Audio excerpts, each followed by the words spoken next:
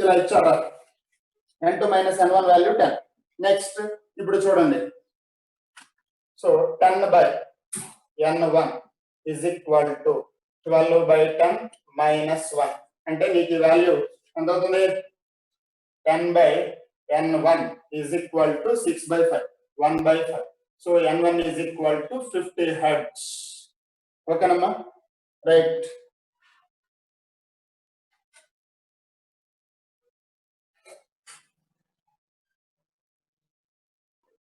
Integrated integrated సంస్థ.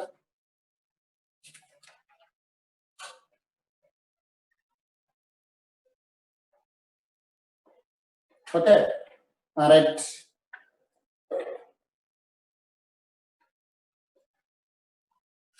Excise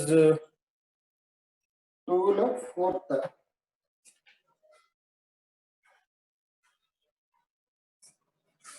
అరే ఏంట్రా మీ క్వశ్చన్ లో మా క్వశ్చన్స్ మ్యాచ్ అవ్వట్లేదు. 2లో 4th అన్నాడు. ఎక్సైజ్ 2లో మెయిన్సా అడ్వాన్సా? Lecture sheet 3 exercise 3 integer 19.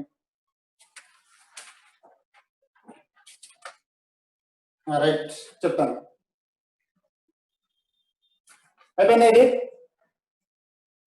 నాది ఓల్డ్ బుక్ అమ్మా, మీది న్యూ ఎడిషన్. నా దగ్గర ఉన్నవి అసలు క్వశ్చన్స్ మ్యాచ్ అవ్వట్లేదు. మీరు ఏదో చెప్తున్నారు, అవి నా దగ్గర లేవు.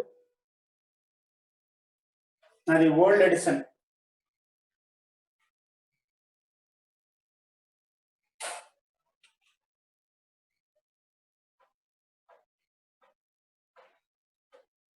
Okay,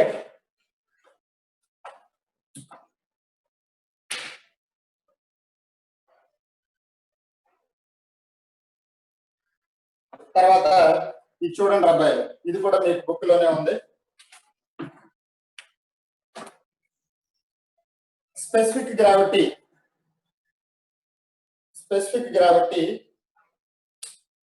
object of specific gravity. మీరు చెప్తుంటారో లేదో చెప్పండి. Object of specific gravity rho hung from a thin steel wire.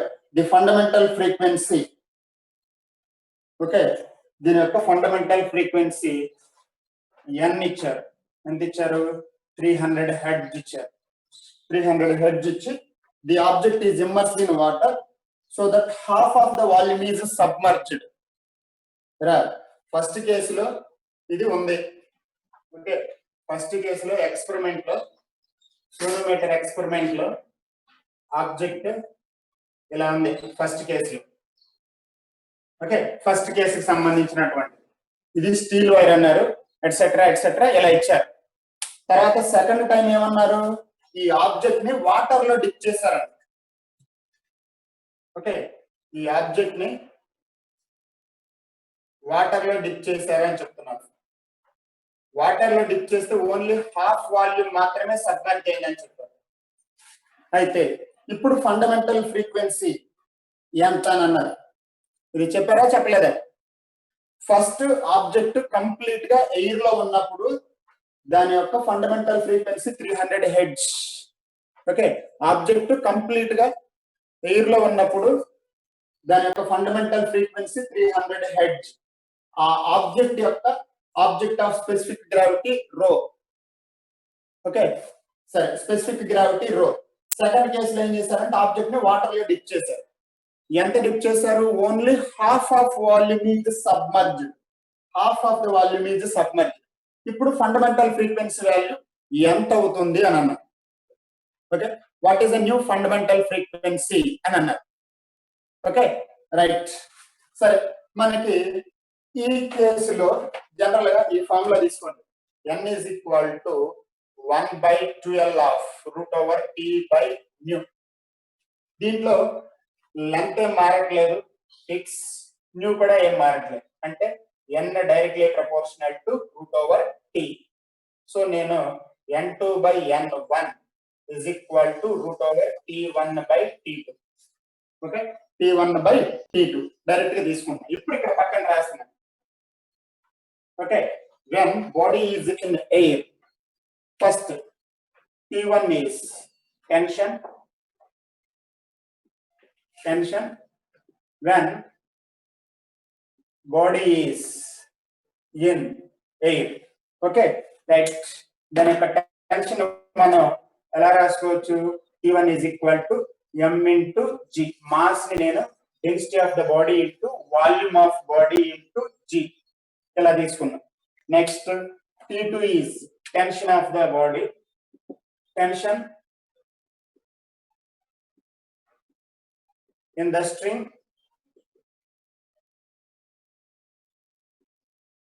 when body is half immersed in a liquid, in water. Water అనుకుంటా, ఇది వాటర్ తీసుకో. In water. రైట్. ఇప్పుడు T2 సంగతి ఏంటి?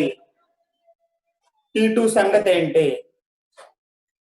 చూడండి, T2 వచ్చేసరికి మనకి ఆ string mass per unit length both ends such that one end of the string at x equal to 0. Let the lecture sheet.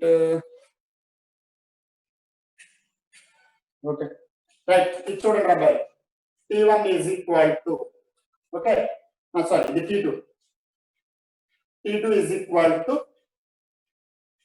mg minus force of buoyancy. right, ఇక్కడ FB అనేది ఏంటంటే force of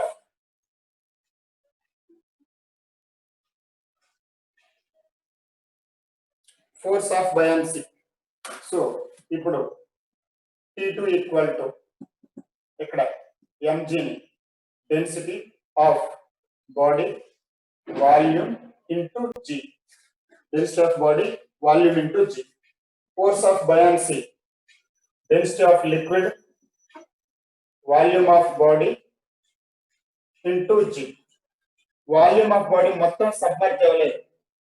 ఎంత part మాత్రమే submerge అయింది? Only half మాత్రమే submerge అయ్యింది. ఈ కేసులో T2 is equal to common గా ఉన్న టర్మ్స్ ని మనం బయటికి తీసుకొస్తే VG ని మనం కామన్ తీస్తే density of body minus density of liquid by 2. Right. T1 ని T2 ని ఇందులో సబ్స్టిట్యూషన్ చేస్తే N2 by N1 is equal to, okay, root over T1 ఎంత ఉంది? density of body volume into g by T2. sorry, T2 కదా, ఇది notes రాసిన direct relation కదా. రైట్, అయితే T2 రాద్దాం.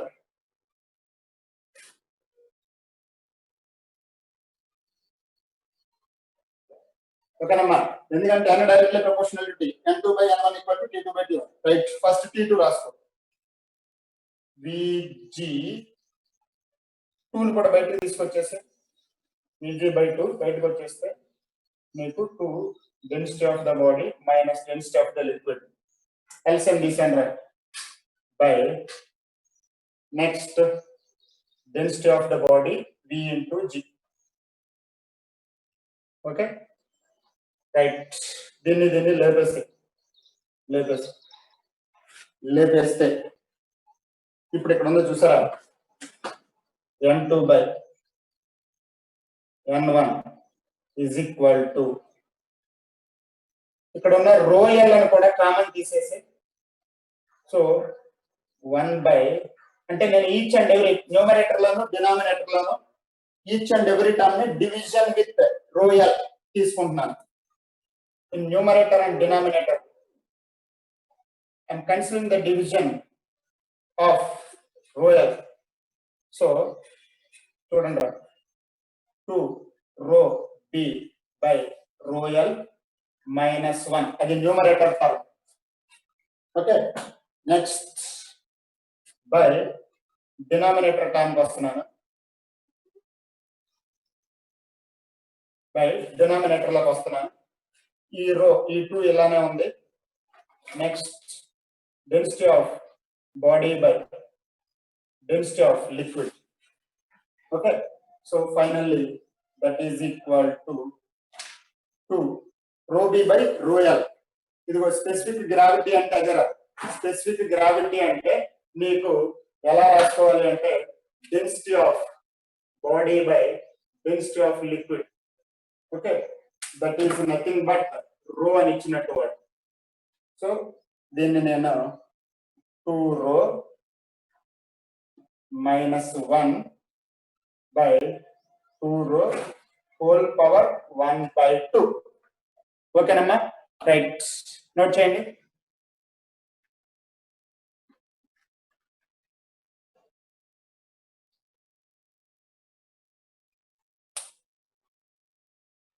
నోట్ చేయాలి.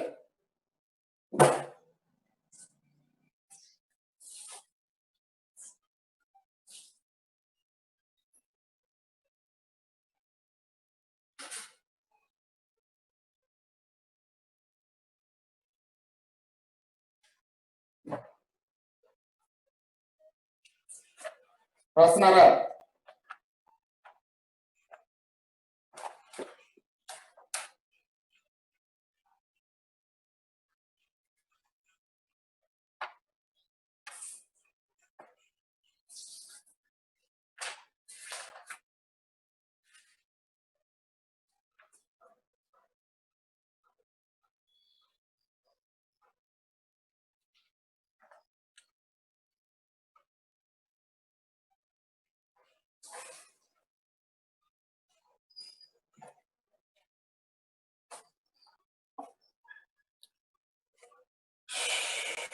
చెప్తున్నాను రోయ్.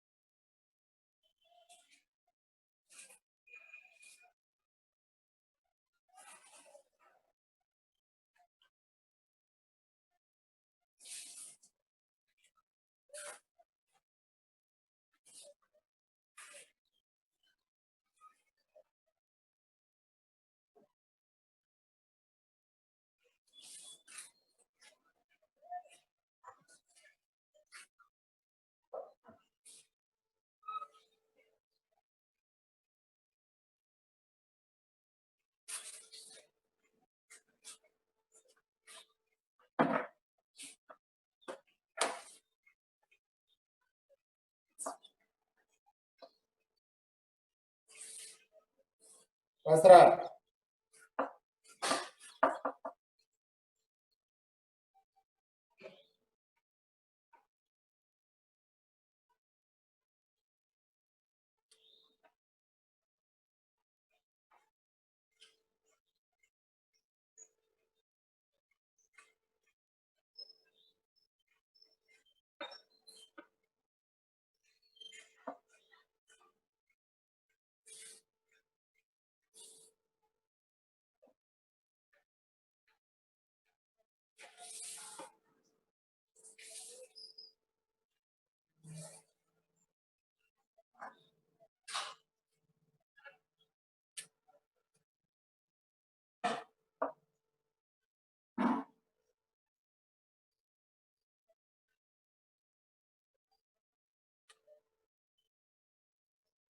ఓకే,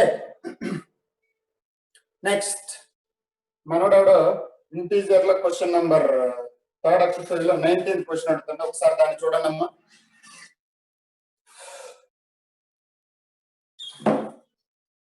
క్వశ్చన్ నెంబర్ 19 అన్నయ్య అంటున్నాడు ఎక్సర్సైజ్ 3 లో.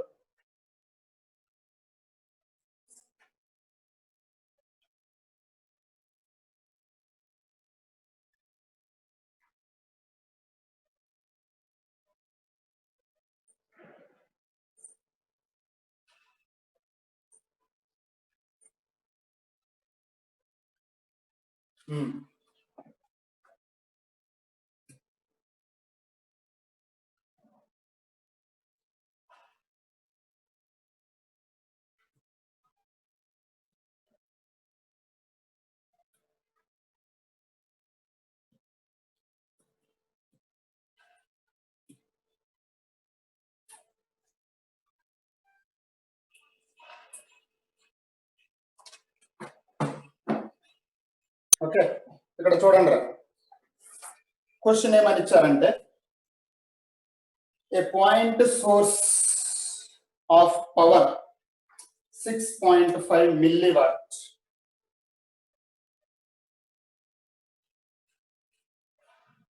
6.5 milliwatts is placed at the center of hollow cylinder of length 24 centimeter and its radius of cross section 5 centimeters. The power passing through the lateral surface of the cylinder in milliwatts. ఇక్కడ నీకు జాగ్రత్తగా చూడండి, length ఇచ్చారు, L value ఎంత ఇచ్చారు 24 centimetres అన్నారు, radius ఇచ్చారు are equal to 5 centimetres అన్నారు. Next the power passing through the lateral surface of the cylinder. Okay, అడిగింది ఏంటంటే power passing through the lateral surface of the cylinder అన్న power passing through the lateral surface of the cylinder. ఈ value అన్న అంటే lateral surface కదా అడిగింది మనకి. Okay, power P is equal to I by 2 pi R into L. మరి I ఏంటి sir అంటే I వాల్యూ ఎక్కడి నుంచి వస్తుంది అంటే ఇది అడిగారు మనల్ని. So power P is equal to I by A. Okay, so దీని నుంచి I is equal to P into A. ఇదిగో దీన్ని ఇక్కడ సబ్స్టిట్యూషన్ చేయి. ఏరియా అంటే దాని యొక్క surface area 4 pi R square తీసుకో, మీకు ఈ I వాల్యూని ఇక్కడ సబ్స్టిట్యూషన్ చేయి.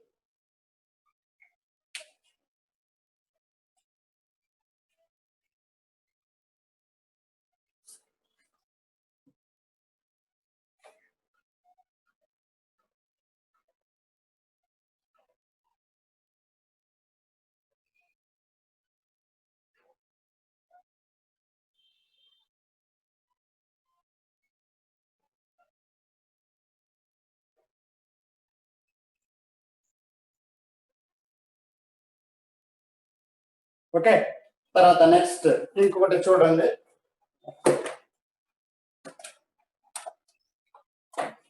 ఇంటిగ్రేటెడ్ బుక్ లో ఒక ఎగ్జాంపుల్ మోడల్ సమ్ ఉంది.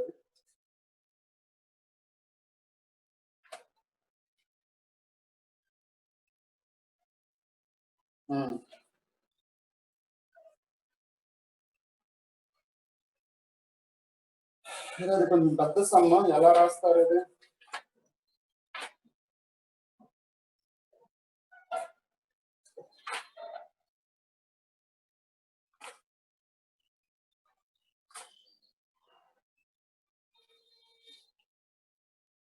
ఇది కొంచెం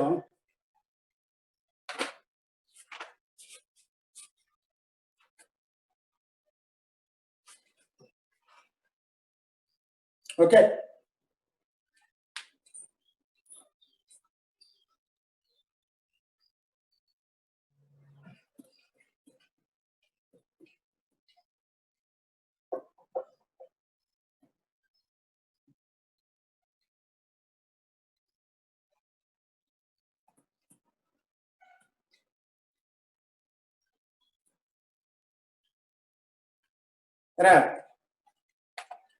ఈ సమ్ ఒకటి చూడండి.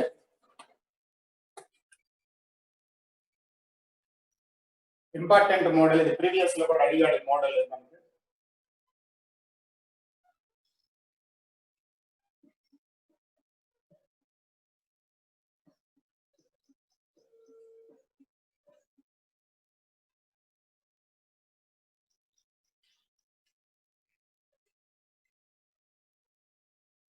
ఇలా ఇచ్చాడు. దీనిలో కొంతేమో అల్యూమినియం వైర్, ఇంకొక పార్ట్ ఏమో copper wire. Okay, aluminium wire, copper wire. ఇది మాస్ ఏమో 10 kg.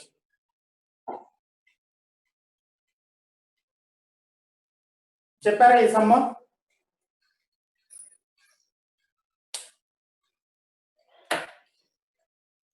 రైట్, ఈ సమ్మ చెప్పారంటే నెక్స్ట్ సమ్కి వెళ్దాం. నో, సరే ఒకసారి క్వశ్చన్ జాగ్రత్తగా వినండి. అంటే ఓవరాల్ గా పిక్చర్ ఇది. క్వశ్చన్ జాగ్రత్తగా వినండి. అంటే ఇచ్చిన డేటాని డైరెక్ట్ ఇక్కడ రాస్తున్నాను, క్వశ్చన్ ఏంటి ఇంటెక్ట్ చేయను కానీ వినండి. An aluminum wire of cross-sectional area. Okay, aluminum wire of area of aluminum అందించారంటే 10⁻⁻6 meter square ఇచ్చారు. నెక్స్ట్,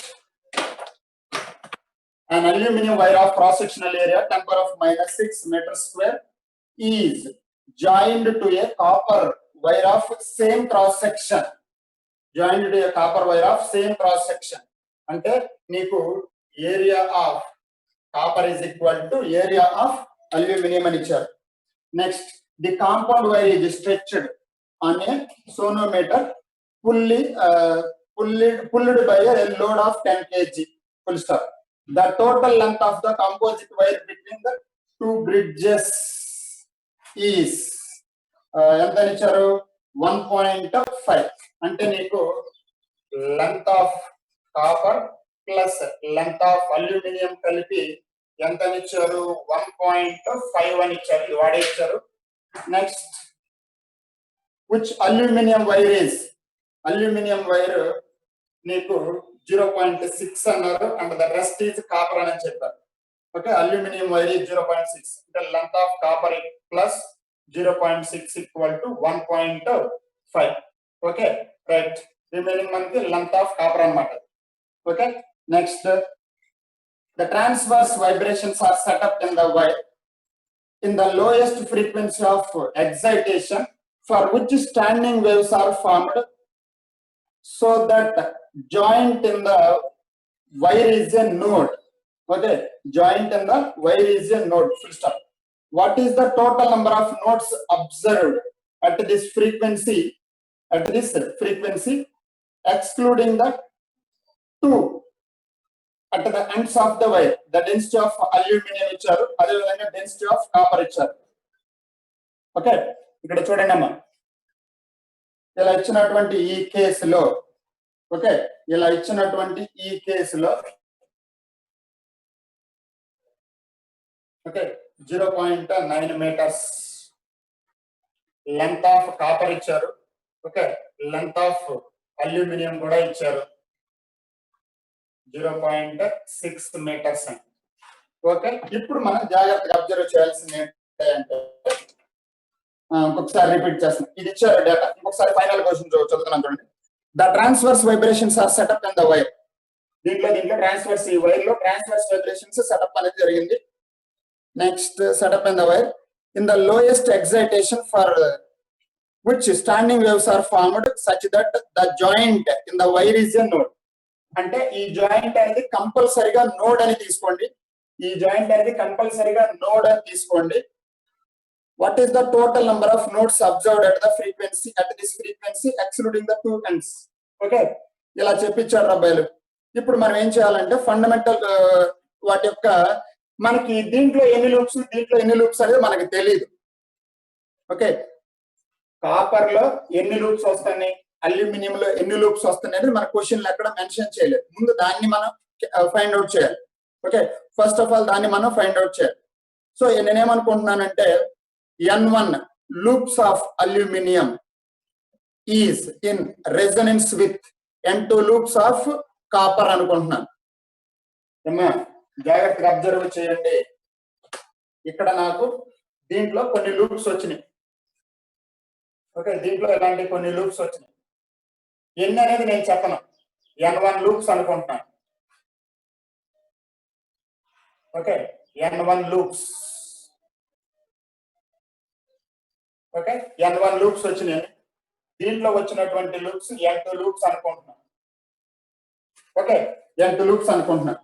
ఇప్పుడు వీళ్ళందరికీ కామన్ గా ఉన్నటువంటి ఆ యొక్క frequency F is equal to N1 into fundamental frequency of aluminum is equal to N2 equal to fundamental frequency of copper. ఏమా ఈ point catch చేశారా? ఏమి లేదు. ఇప్పుడు ఇక్కడ మన క్వశ్చన్ లో ఏమన్నాడంటే ఒక మొక్కలో చెప్పాలంటే ఓవరాల్ గా ఈ సిస్టమ్ ప్రకారం లూప్ వైబ్రేట్ అవుతుంటే ఎన్ని యాంటీ నోడ్స్ వస్తాయని అన్నాడు. ఓవరాల్ గా ఈ సిస్టమ్ ప్రకారం లూప్ అనేది వైబ్రేట్ అవుతుంటే ఎన్ని నోడ్ పాయింట్స్ వస్తాయి అని అడిగాడు క్వశ్చన్. ఎన్ని నోడ్స్ వస్తాయి అని అన్నాడు. ఫస్ట్ ఎన్ని నోడ్ పాయింట్స్ అనేది మనం క్యాలిక్యులేట్ చేద్దాం. Okay, total how many number of node points will occur in this wire. నేనేమనుకుంటున్నానంటే నాకు ఎన్ని అనేది తెలియదు. నేనేమనుకున్నాను, అల్యూమినియం లో N1 లూప్స్ N2 లూప్స్ అనుకుంటున్నాను. So N1 loops for aluminium equal to N2 loops for copper. ఈ రెండింటి యొక్క value is equal to particular frequency F అని తీసుకున్నాను. ఇప్పుడు నేను ఈ ఫార్ములా రాస్తున్నాను, చూడండి. ఈ ఫార్ములా రాస్తున్నాను, జాగ్రత్తగా అబ్జర్వ్ చేయండి. N1 loops, okay, N1 into 1 by length of aluminum root over T by nu linear density of aluminum. Next, that is equal to N2 of 1 by 12 of copper is equal to linear density of copper. ఇలా ఇచ్చారు. Okay, linear density of copper ఇలా ఇచ్చారు. మనకి మీకు చెప్పాను, ఈ linear డెన్సిటీని density into ఏరియాగా రాసుకోవచ్చు. ఏరియా సేమ్, ఏరియా మనకి టూ సైడ్స్ సేమ్ చెప్పాను కదా. సో ఆ ప్రిన్సిపల్ ప్రకారం నేను ఇక్కడ డెన్సిటీస్ ఇచ్చారమ్మా నీకు. డెన్సిటీస్ ఆఫ్ అల్యూమినియం ఎంత ఇచ్చారు? Density of aluminium A is equal to 2.6 into 10 to the power of 4 kg by meter cube. Next, density of copper value ఇచ్చారు. ఎంత ఇచ్చారు? 1.04 into 10 to the power of 4 kg by meter cube. ఇలా ఇచ్చారు అబ్బాయి. ఈ values ని ముందు ఇక్కడ ఉన్న ఈ ఫార్ములాలో సబ్స్టిట్యూషన్ చేయండి. ఓకే, ఈ ఫార్ములాలో సబ్స్టిట్యూషన్ చేస్తే నాకు వచ్చేటువంటి ఆ టర్మ్ ఏమవుతుందంటే, ఇక్కడ రాస్తున్నాను, N1 by 2 తీసేసి 2 క్యాన్సిల్ రెండిట్లో సేమే కదా. డెన్సిటీని ఏరియా ఇంటూ, ఓకే, డెన్సిటీని లీనియర్ డెన్సిటీని డెన్సిటీ ఇంటూ ఏరియాగా రాసుకోవచ్చు by length of aluminium. Length of aluminium ఎంత ఇచ్చారు? 0.6. Next, root over 1 by density 2.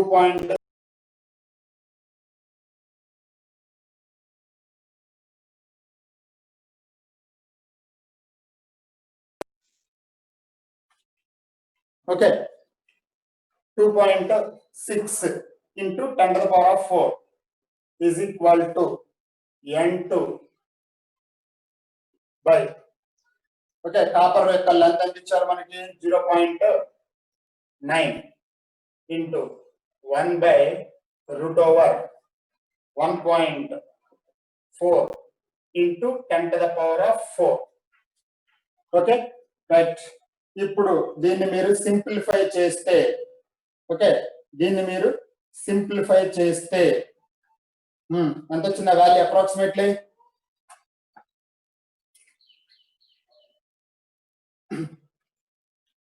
N1 by N2 is equal to 1 by 3. Okay, N1 by N2 equal to 1 by 3.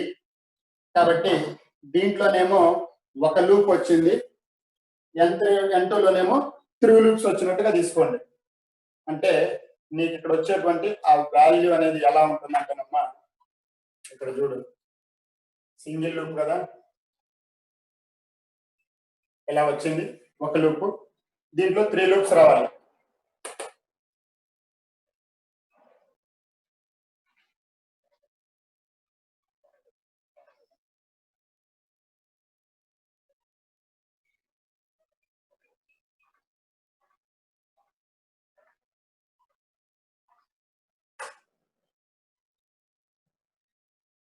Okay right, 3 loops అది. So overall గా ఎన్ని node points అన్నారు, ఇదిగో ఇక్కడ node ఒకటి, node node node, ఇది కూడా నోడ్, మొత్తము 5 నోడ్స్ వచ్చింది. ఓకే, టోటల్ గా 5 నోడ్స్ వచ్చింది. టోటల్ గా 5 నోడ్స్ వస్తే టోటల్ నోడ్స్ 5. వాడు ఏమన్నాడంటే చివరి రెండింటిని తీసేయమని అన్నాడు. చివరి రెండింటిని తీసేసి మధ్యలో ఎన్ని ఉన్నాయి అన్నాడు. ఓకే, exclude edge point nodes, then number of nodes. Okay, 5 minus 2, that equal to 3. Okay, right, thank you boys.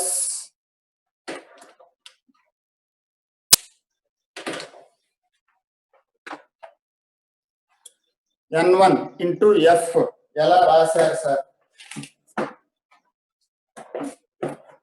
అంటే, వాడు ఆల్రెడీ మనకి చెప్పాడు ఇక్కడ, ఈ జాయింట్ పాయింట్ అనేది నోడ్ అని వాడే క్వశ్చన్ లో చెప్పాడు. Joint point is a node అని చెప్పినప్పుడు మనకి ఈ కేసులో, okay, joint point is a node అని మనకి క్లియర్ గా చెప్పినప్పుడు ఈ కేసులో ఏదో ఒక నంబర్ ఆఫ్ లూప్స్ ఫామ్ అయితే అప్పుడు వచ్చిన ఫ్రీక్వెన్సీ ఎఫ్ అనుకున్నాను. That frequency must be equal to the frequency of copper wire which consist of n2 number of loops. Okay right, ఓకేనా?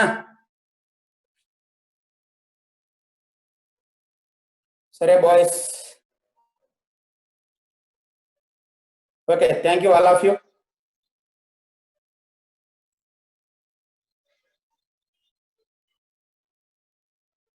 నోట్ చేసుకున్నారు కదమ్మా?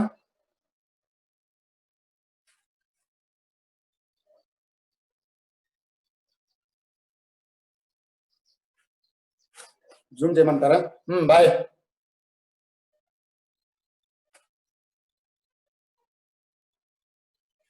Bye all of you.